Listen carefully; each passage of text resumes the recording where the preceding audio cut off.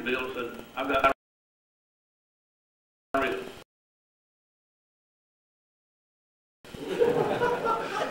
So he was pretty much trapped on that airplane with that bad odor.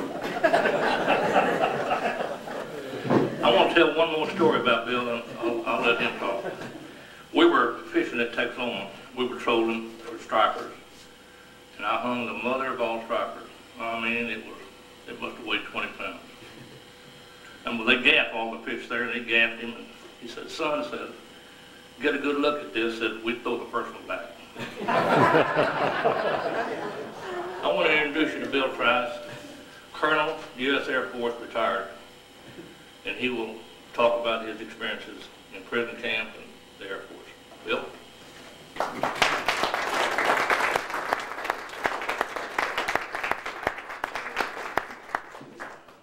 Thank you, Jimmy. Yes, sir. Thank you, Dan.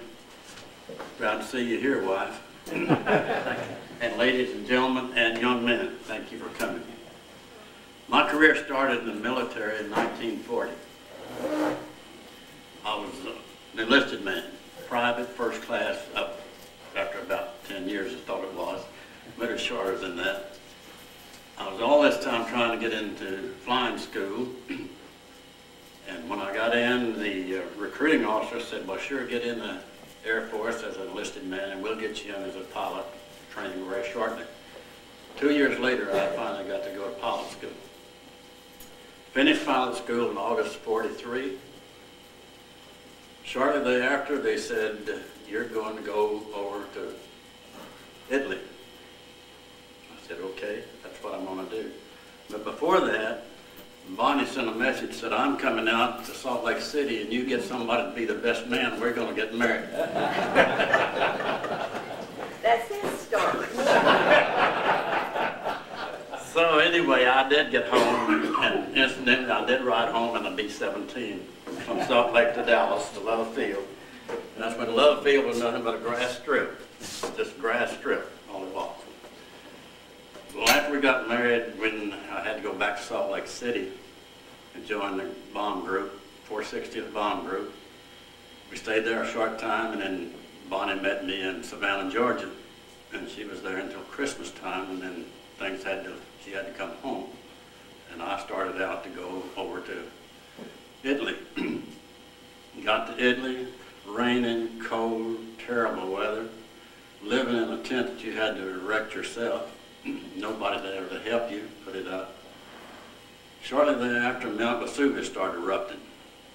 And you can imagine what that tent had with all the stuff coming out of Mount Vesuvius and the snow.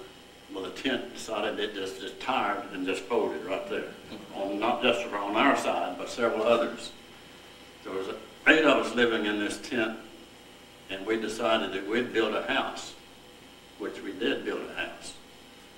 And shortly thereafter, then other people started building, and then the group commander said, well, we'll just build an officers club.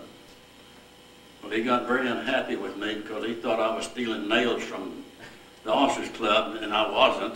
I thought about it, but I didn't. I had an uncle in the 15th Service Command that was very active and very good friend of mine, very, very, very good. And I told him, I said, Uncle Pete, we need some glass for windows. So he sends a gentleman up there with his staff car and measures the windows. And several weeks passed, and I didn't hear anything from him, so I called him. I said, Uncle Pete, where in the world is that glass?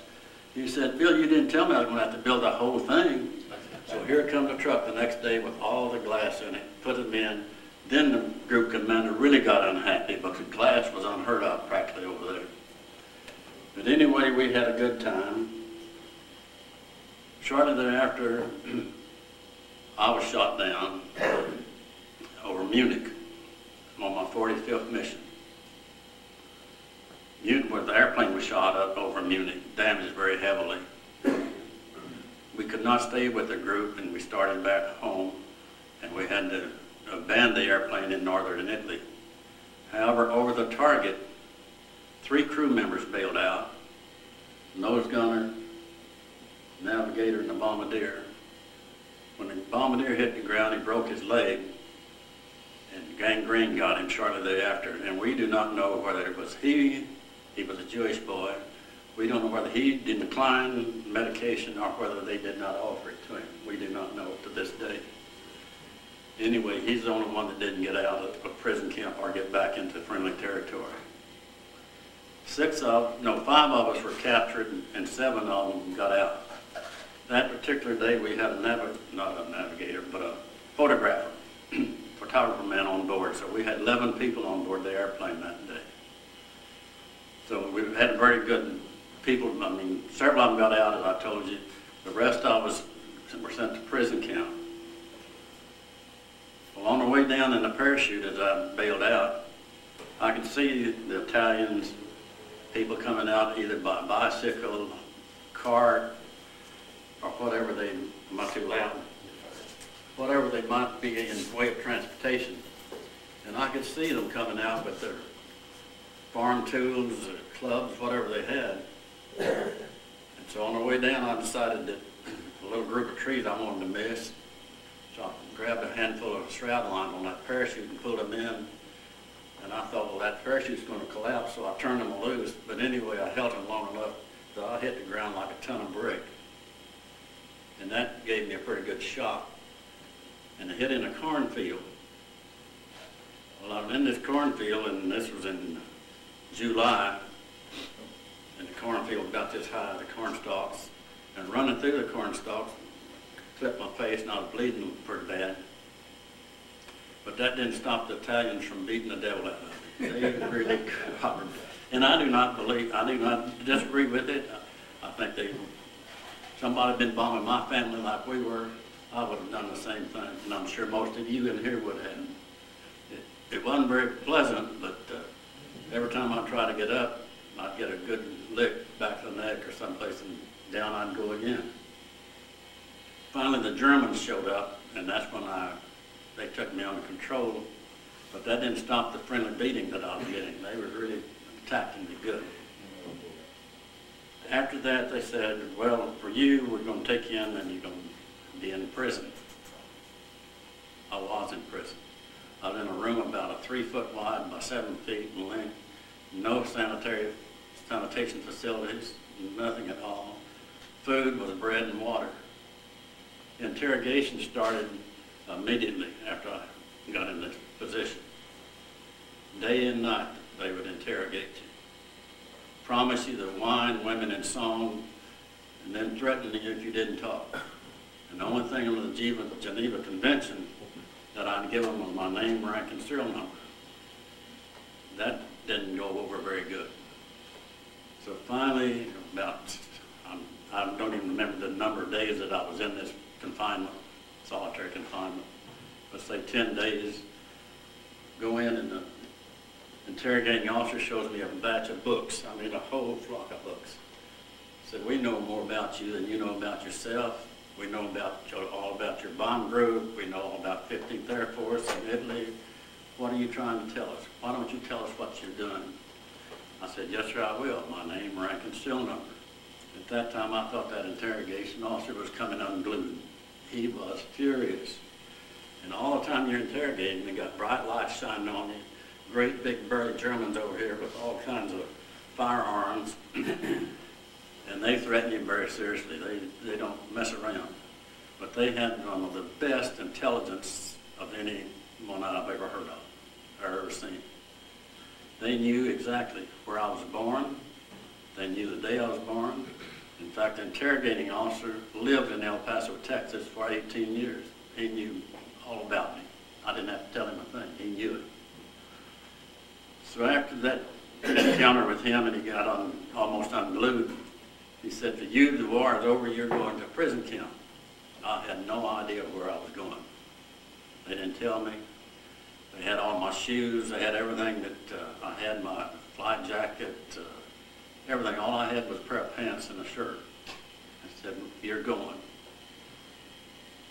So the 2 big German guys getting in, at that time I thought I was in pretty good physical shape. And I thought I could fight a circle saw, but I found out later that I couldn't. They said, get in there, and we're going. And they put me in a train, and ever so often, say about every 3 or 4 hours, the Americans would come over and strafe it or bomb it, and we'd have to abandon the train. Well, being barefooted, I couldn't get very far because of the cross ties, rails, and sandbars. My tender feet just didn't stand up too good to that. Plus, those big old German guards with all that firearm, they could just pluck you right off. So I got up to the prison camp, and it was Saigon, Stalag 3. Saigon, at that time, was under control of Germany. It's actually in Poland. It's about 83 kilometers southeast of Berlin. They turned me over to the German compound commander, and they put me in the prison camp with the rest of the Allied prisoners. But the Allied prisoners wouldn't talk to me. They wouldn't even speak to me because they thought I was an implant. And as long as I was there, they wouldn't meddle around. So finally, a classmate of mine in flying school walked by and he said, "Bill, what are you doing here?" And I said, "The same thing you're doing here." So then they started talking to me, and they gave me a room assignment with 10 other boys at that time, 10 other officers. And I stayed in there, and they're having a little problem with getting anything to eat. Basically, what they fed us was barley soup and brown bread, and I swear part of it was made out of sawdust, and water. And that's what we had most of the time when I was there. Consequently, I went from about 185 pounds down to about 130 pounds in that length of time. Very, very, very poor diet. We had, when I was there in August and September, we'd save our shoes. We'd walk around barefooted, trying to save our shoes, because we figured something was going to happen before too long. We didn't know when, what time, or anything.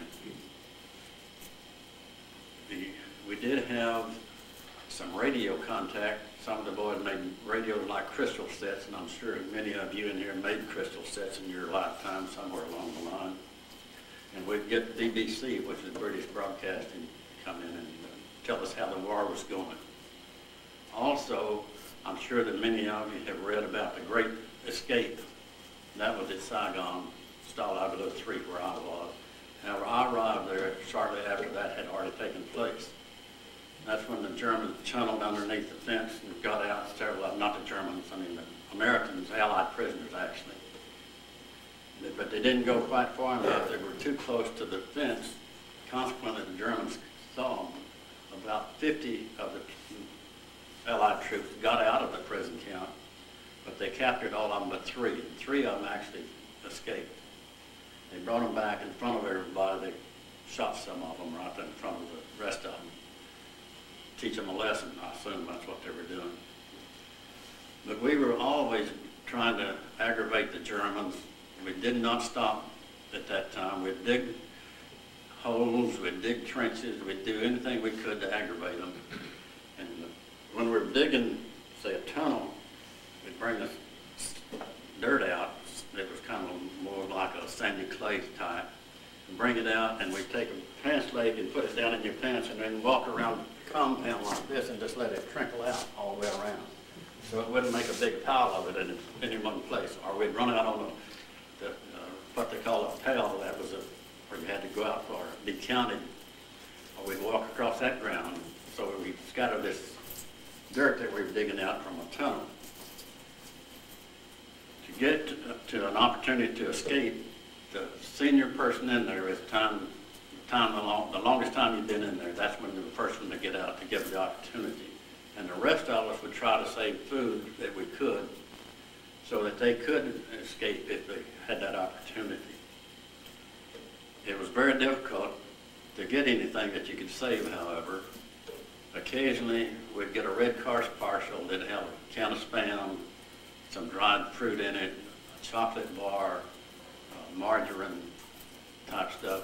But anything that was in a can, the Germans would punch a hole in it so you couldn't save it. Because bacteria get in it and spoil.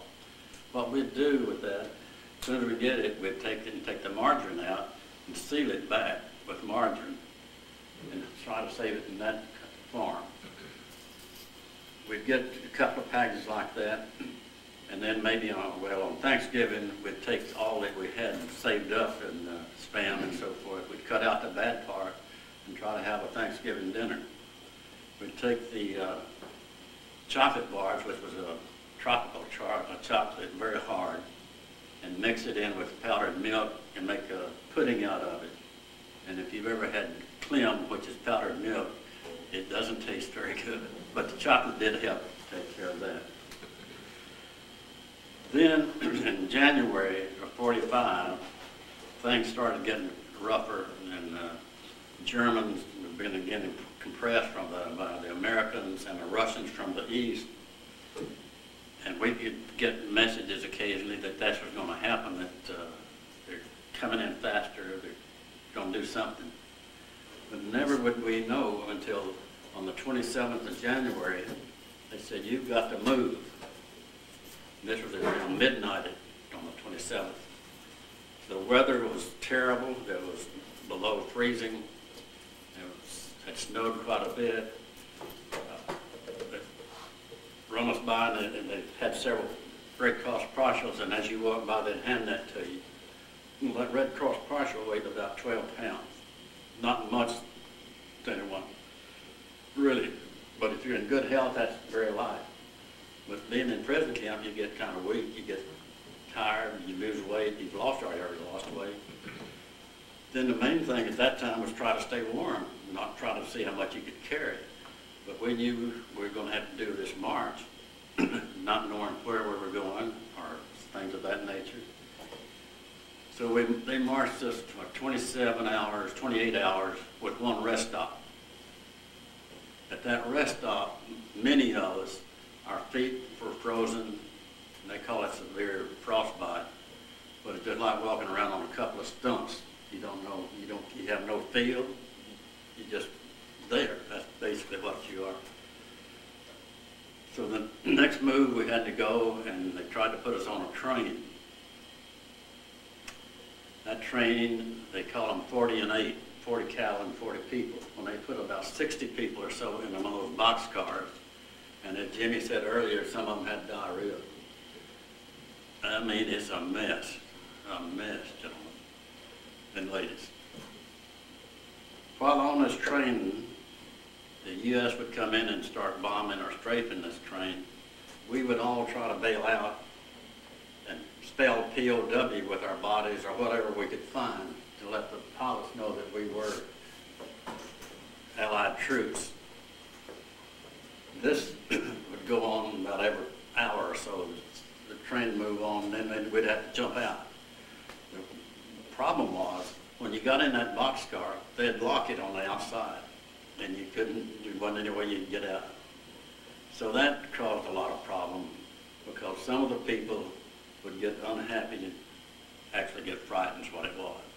And they'd kind of get a little unruly, and then you have to sit on them, really, what we had to do, sit on them, so that they wouldn't do something drastic.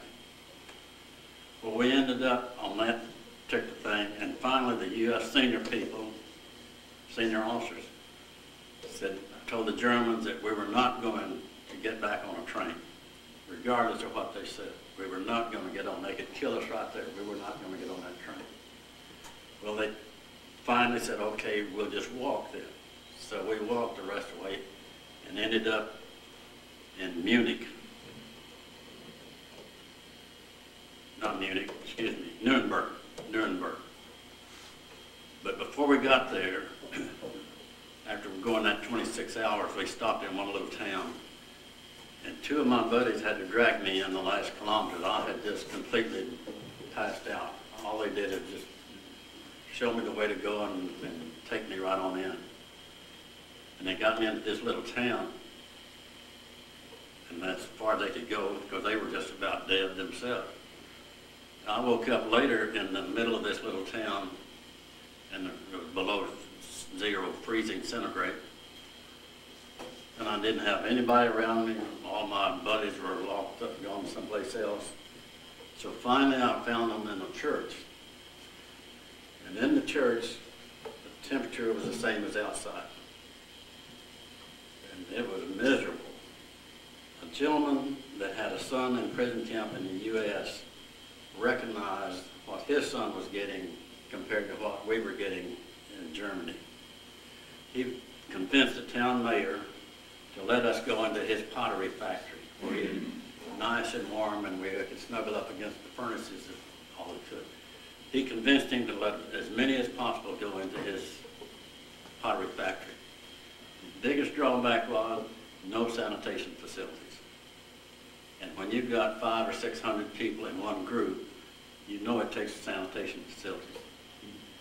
So what we did is what anybody else would do, try to dig a slit trench where we could, the best we could. We stayed there for 2 days to regain our composure primarily. Then they marched us on from there into Nuremberg, on a train into Nuremberg. We got to Nuremberg, and the facilities there were horrible. Rats, lice, anything else that you can think of. And that's where we were. Most of the people had they had bunks, kind of like a triple or quadruple bunks for that you might have a double bunk in your house. Most of them had taken the slats out and burned them because of the cold weather. Consequently, you had a slat about that far from wherever you could sleep. In Nuremberg, the Germans would not let us out of those buildings at night because if anybody was out of them, the Germans were instructed to shoot them. And tell me, they did. They did just that. But the British were bombing at night, and they would bomb all night, and the Americans come in and start bombing early in the next day. At night, the British were dropping 10,000-pound bombs, which I had never heard of at that time. And they dropped them very close to the prison camp. And when they dropped them, the explosion separated some of the buildings that we were in, and they dropped right on down to the ground. They were not frame buildings, box buildings, not frame.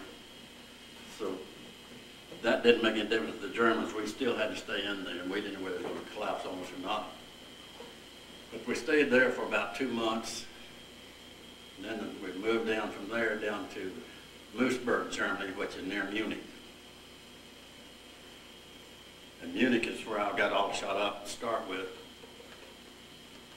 So these Americans, senior Americans, convinced the Germans to let us walk down there. And that was a delight.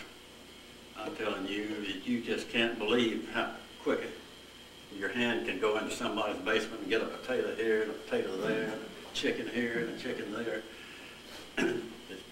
You do things in none of those circumstances that you wouldn't normally do. But when you're hungry, you do most anything. And I'll tell you, you will do that.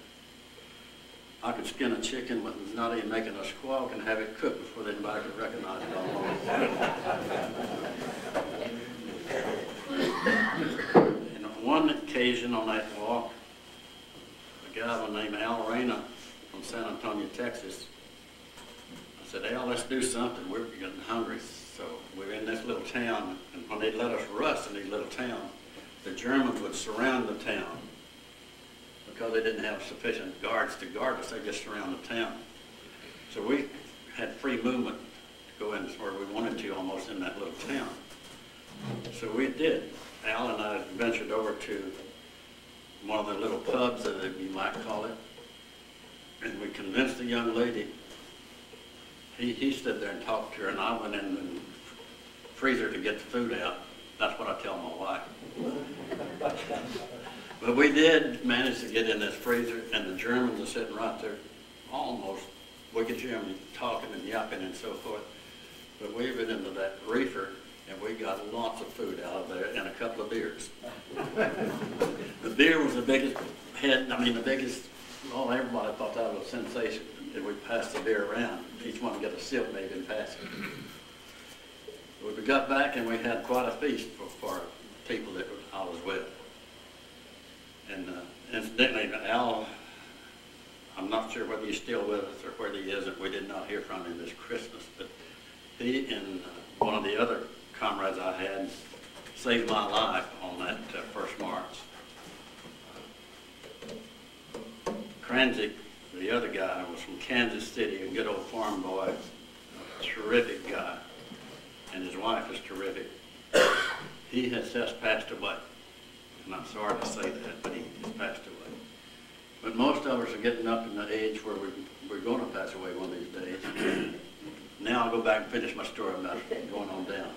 After we got in and got the beer and the goodies and the sausage, it was quite a treat because what we had received up until that time, primarily from the Germans, as I told you, was barley, water, and some bread. And occasionally we get blood sausage. Occasionally we'd get fish oil cheese. And you talk about Roper cheese smelling, you should smell that fish oil cheese. And that occasionally, and we did get some of that while we were in that reefer, but it was so good everybody loved it, and we had a very nice time after that going on down. We get down to Nuremberg, the Moosburg. And we were there and living in horrible conditions again, in tents, terrible, rough, just terrible. We were there about 2 months, and General Patton sent in a young man on a motorcycle, a major, talked to the town mayor and said, if you don't surrender your town, we're going to start action in the morning at 9 o'clock. He did not surrender his town, and consequently they threw him in the prison camp, and that word spread like wildfire. I mean, it just, everybody knew immediately that he was there. Well, the next morning at 9 o'clock it started. I mean, artillery started, the 47s and the 51s were coming in, and they actually just tore that town to pieces, just like he said. At 12 o'clock, we just got quiet, just like a mouse. We looked out of that tent, and many of them looking out of other places, and we saw Old Glory go up on that church steeple. Gentlemen and ladies and children, I cried, and about 100,000 others did too. That was a wonderful thing to see. General Patton's army came in, the guards left. Before that, the guards were gone. General Patton came in and 2 days later, he came in. I mean, spick and span. I tell you, he was a sight to see. The pearl handle 45 was on. He was beautiful. The boots shine. He said, boy, I'll give you anything you want. He said, you deserve anything that I can come up with. Well, naturally, we were all starving to death at that time, hungry. Well, about that afternoon, here comes in donut machines. I mean, just truckloads of them. Unfortunately, we had some people that overindulged and they couldn't handle it and they passed away. They just eat too much, too fast, and so forth. Well, that went off good. Then they said, he'll get you out of here, we'll fly you out of here as fast as we can. Well, I was lucky. I was fortunate enough to get in the first group to leave the camp. We go over to Landstuhl, Germany, which is just a short distance away from Moosburg, and they had C-47s coming in to pick us up. Well, the weather started coming in, and they said, this is the last plane coming in. I said, oh my goodness. Well, I get up close to the door, and they said, that's it. And I said, oh, can't you take one more? And they said, no, I can't take any more. We've got overload now. So they had to take off. And they said, we'll be back as soon as the weather breaks. Well, that afternoon, I walked into Landstuhl, and I decided that I'd just walk around. And you can imagine what I looked like. I did not have clothes at that time. I just hadn't put my head on. Dirty. Looked like awful. Just bad. So I did have my second lieutenant bar shining, and a lot of the tanks started coming through. And this one tank stopped, and he said, Lieutenant, something wrong? And I said, yeah, I've tried all afternoon to find somebody to give me a beer. And they won't do it. And then the little boy tank commander said, oh, they'll give you a beer. I said, well, they haven't. He gets on that tank, backs it up, turns that 75mm cannon into that pub, Here comes the barrels rolling out. He said, how many do you want? And I said, well, one was plenty for me. He said, well, I'll take a couple. So he said, where are you going? I said, I'm going back out to the airstrip. And I said, there's no way I can get this barrel out there. He said, oh, put it on the tank and I'll take you out there. He took me out part of the way and he said, Lieutenant, I've just got to go farm and get the rest of my group. So they're running off and leaving me. And I said, well, I appreciate what you've done for me and I appreciate this keg of beer. He said, well, good luck to you and you'll find somebody that'll help you along. So I rolled this keg of beer down about a mile or so to the airstrip. And several of my buddies down there waiting for me. And I get down there and I forgot to get a bunghole, knock her out in a spigot for her.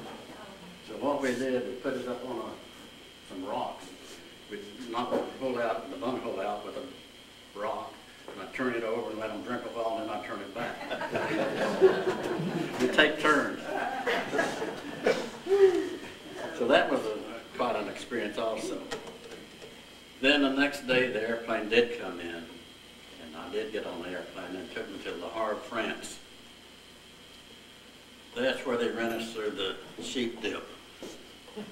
And that's what I call it, and that's what I told everybody. I said they run us through the sheep dip because they wanted to de-lice us and de-crab us and do everything else they could think of. And then they gave us some clothing. Yeah, this fits you. They hold it in the back and make it fit like good. I'm sure many of you have been into some of these haberdashers where they do the same to you.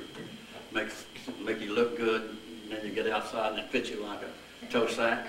Well, anyway, I got on board, and I think I called Bonnie at that time from Le Havre and tell her I was out of prison camp. She was already aware of it, thank goodness. Then they put me on a convoy. At that time we had 120 ships in this convoy. Some of them were quite sizable, some of them were quite small. Unfortunately, I got on one of those little Liberty ships that hold about 30 people, crew and all, and they'd go about 8 knots maybe. But in the convoy, we could not break convoy because we didn't know, or at least that's what they told us. They didn't know whether the Germans had been notified that the war was over or they had surrendered and so forth. So they kept us in this convoy, 120 ships. Unfortunately, the Commodore of this thing was from not New England, but from Canada. He took us right up where the Titanic sunk. And we got into some very bad weather, icebergs, all that good stuff. And where you navigated behind each vessel, they threw a buoy out that would throw the water up in a water spout. And that's how we navigated. All this time, we're begging this little captain to break the convoy, get out of there. We're tired of this. He said, I can't do it, so I'll lose my license if I do. And we said, well, we'll buy you another license. We'll do anything to get out of here. He didn't do it, but finally the Commodore peeled off and he took off into Canada. He said, the rest of you can go wherever you want to go. And we were trying to convince this guy to take us down to Caracas or take us to Houston or something. And he wouldn't do it. So finally, when they did say you can go wherever you want to go, we convinced him to put a little more steam into this thing. And he got it up to about 12 knots and it started shaking like this. And we started begging him to come on, pull off. Don't do that anymore. We've had all this we want. So we get into New York after dark, and they wouldn't let us off at the harbor. They wouldn't let us off that ship. 2 of my buddies got off by walking hand over hand on the rope that had us tied up to the pier. And they said, you want to go? I said, no, I've gone this far. I'm not going to do it this time. I've done everything else, but I'm not going to do this.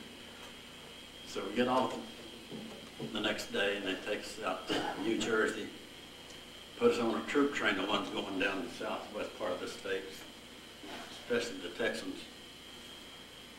And every time our train would stop, we'd jump off and get something, food or, occasionally a beer. And I called Bonnie, I said, I'm on my way. She said, meet me in San Antonio. She said, I'll be there. And her brother-in-law at that time made a reservation for us at the, not the Gunner, but Gunner Hotel at WW2 in San Antonio.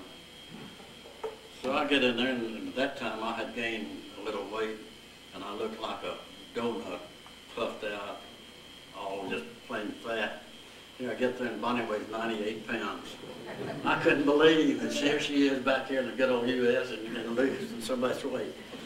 But anyway, that was the end of my story as a prisoner.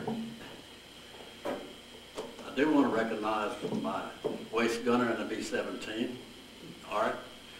Thank you very much for what you did, and all the rest of you, what you did as the military. And I know I can see that several of you are my vintage. It wasn't easy. It's not easy today. We've got one big struggle in front of us. And hopefully, the people will support our president, and let's get this thing over with and get back to normal. Yesterday, I was taking a class in computer business. I'm very stupid in computers. So I took a class, and they asked, what are you? And I said, I'm a retired military. And this young lady, and I said, I'm sorry, I forgot my flag. Looked over, and this young lady had the flag, and I said, I'm proud of you for having your flag. When she was introduced, she comes over and kisses me and says, here's your flag. You didn't forget it. So thank you very much for the lovely evening. Thank the cooks for the delicious meal. And thank you, Mr. Briggs, for inviting me and you. Thank you very much.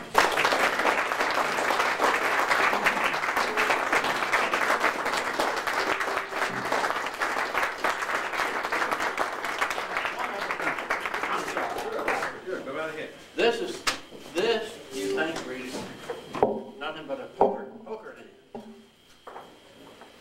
This gentleman was made by a card company. And what it is, it's a mount, escape mount. And here's what it looked like. It was water soluble so that you could take it, take it apart, and come out with this mount. And that's what this is, and that's what many of the people use. We had 700 and some odd to escape in prison camp, and this was very handy and very useful for them. This is pictures of the Stalag List 3, where I was first, and this is a picture of Stalag List 7, where I was liberated. And I'm sorry I didn't mention that too. Thank you very much. Thank you. We appreciate that.